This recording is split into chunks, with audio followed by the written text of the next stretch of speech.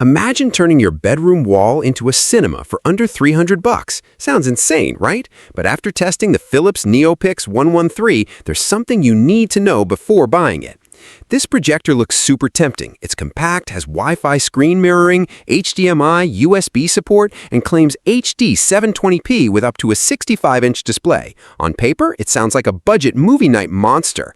But here's where reality hits. The brightness is only around 100 ANSI lumens, which means if your room isn't dark, the image starts looking washed out. Some buyers even said the built-in speaker sounds weak, and a few Reddit users called the NeoPix lineup toy projectors because of durability issues over time.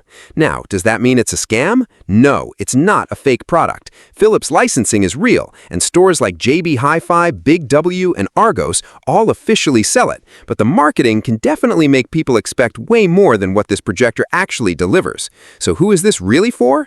If you just want casual Netflix nights, anime, YouTube, or gaming in a dark room on a tight budget, it's decent. But if you expect cinematic brightness or premium quality, you're probably going to regret it.